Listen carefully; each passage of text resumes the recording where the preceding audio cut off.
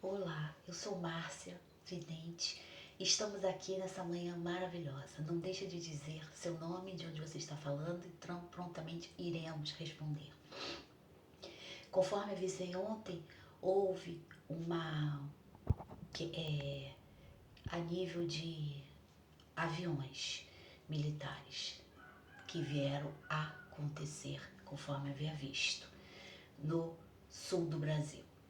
Agora, a situação assim, nesse sentido. Agora nós temos, hoje nós teremos embates fortíssimos, ouço liturgia, barcos, naufrágio e teremos tempestade solar iminente com a passagem de alguém nesse sentido que irá acontecer, tá bom?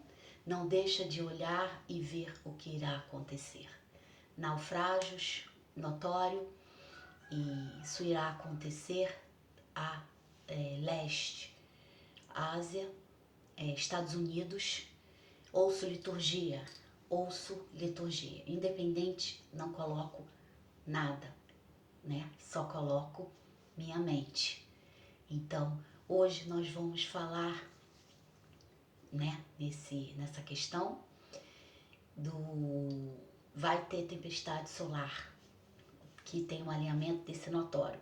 E também não poderia deixar de falar, né, do que está acontecendo, que é a situação dificílima e que irá ser algo muito mais significativo ao longo da situação. Então não deixa de observar que isso tudo está acontecendo. Agora nós vamos falar sobre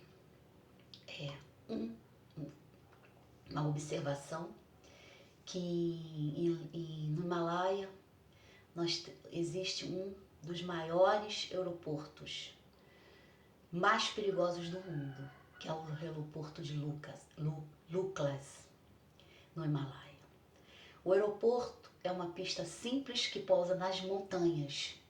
Ou você manipula a aeronave com destreza e precisão, ou você bate no despenhadeiro, ou você bate no paredão de rocha, ou você cai no despenhadeiro, ou a pessoa cai no despenhadeiro.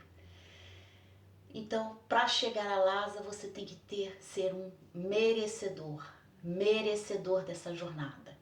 Porque é uma jornada que vai te testar, é uma jornada que vai te colocar no alto, mas vai te testar as suas habilidades. E tudo que testa as habilidades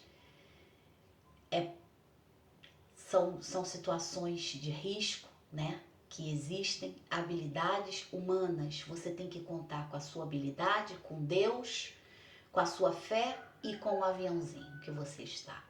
O aviãozinho é seu corpo, sua fé seria você dentro pilotando e o piloto é você.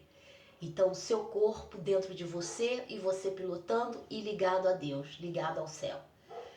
Não se pode errar nesse aeroporto, porque você cai no despenhadeiro ou no paredão. Então tem que fazer o pouso preciso, além da atmosfera rarefeita e dos ventos que muitas vezes impedem certos tipos de abordagem naquele dia. Então nem sempre você querendo ir para lá você vai conseguir, porque existem climas inóspitos que podem virar instantaneamente. Lhasa seria um desses climas. Mas você não deixa de apreciar a paisagem, que é belíssima. Assim foi a provação de Abraão. Abraão teve seu único filho, Isaac. E quando Deus disse, pega o menino, sobe a montanha, leva o machado, leva a lenha, que você vai fazer um sacrifício de holocausto. Todo esse trajeto, Abraão foi testado. Meu Deus, eu tive meu filho, todos riam de Sara. Sara amamentou a aldeia inteira para ser provada que ela conseguiria. E mesmo assim, ela fez isso e continuou a fazer após o nascimento de Isaac. Todos muito felizes com Isaac. Mas Abraão, naquele momento, estava sendo testado e muito bem testado a sua fé. Imagina para um pai, imagina para um homem sendo monoteísta, subir uma montanha e ter que sacrificar o próprio filho. Porque na mente de Abraão, aquilo iria acontecer. Ele estava perto do sacrifício. Ele estava no lugar onde muitos cordeiros iam ser imolados e muitos cordeiros foram imolados. E Deus não tinha, estava no ouvido e na mente de Abraão. E como que ele resistiu a essa tentação? Não, ele não resistiu, ele pegou o filho, ele confiou em Deus. Ele falou, o Deus que eu sigo é o Deus da vitória, o meu Deus é o Deus da vitória, o meu Deus é o Deus vitorioso. Então ele sobe a montanha, certo do que iria acontecer. Ele sobe a montanha convicto da sua fé. Ele sobe a montanha confiando em Deus, no sacrifício. Assim como Jó, nós tivemos o sacrifício de Jó, que teve tudo. Teve joias, teve dinheiro, teve reinados, teve tudo, mas não teve a sabedoria de falar com Deus. E ele, no momento de grandeza, ele se impôs acima de Deus e não esperou o momento de Deus agir. É desesperador, é triste. Você fica numa agonia, você fica numa ansiedade. Muitas vezes você não sabe o que irá acontecer, mas Deus diz, eu estou com você. Você não passará o Jordão sem a minha presença, porque eu estou com você. E quando você ouve isto, você se arrisca, pode até se arriscar, indo ao vale da morte, ou pregando, ou fazendo,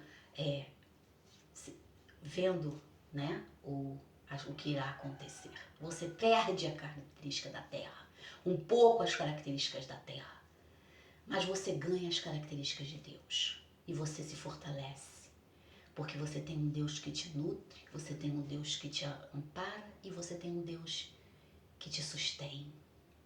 E nas piores adversidades é você com você mesmo, em todos os momentos. Em nenhum momento você estará assistido por ninguém. Jó não perdeu tudo. Jó tinha palácios, tinha reis, tinha concubinas. E ele perde tudo e fica na miséria, doente, ferido, numa tapera, morrendo de fome.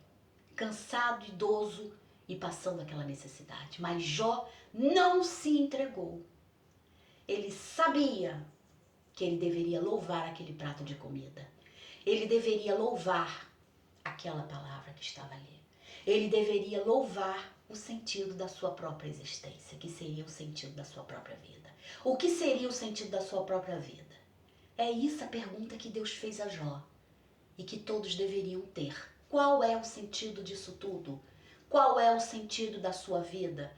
Por que tanta ansiedade? Por que tanta dor?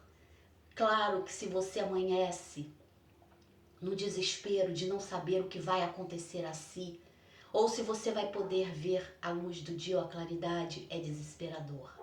Mas mais desesperador é se você atravessasse esse processo todo sozinho, sem a sua vida, sem a sua mente, exercício respiratório, sem a sua visão interior. Você não iria a lugar nenhum, você não vai a lugar nenhum. Você é um cego neste mundo. Você perdeu sua visão interior, você perdeu a visão de Deus, você é um cego neste mundo. Não há como fugir a este princípio. E este princípio vai provar como provou Abraão. E você não é melhor nem eu do que Abraão, nem Jó. Por mais luxuoso que você possa estar neste momento, dê graça ao que você tem. Mas eu só tenho isso, agradeça. Porque tem gente que não tem nada. Mas eu não tenho saúde, agradeça, porque tem gente que não tem condição e está nas últimas, não tem nem mais saúde para dizer que está sem ela. Então a diferença de Lázaro do aeroporto é a coordenada que você vai dar ao avião. O avião está nos tetos do Deus, está na casa de Deus, e esta coordenada que você der será a coordenada que vai te levar ao precipício ou ao paredão ou ao pouso seguro. Pouse seguro o seu avião.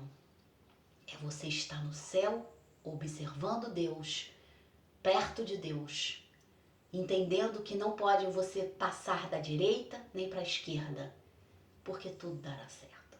O prefeito do Rio de Janeiro, Paz, vai ganhar as eleições. Tá bom, meus amados? Continuem conosco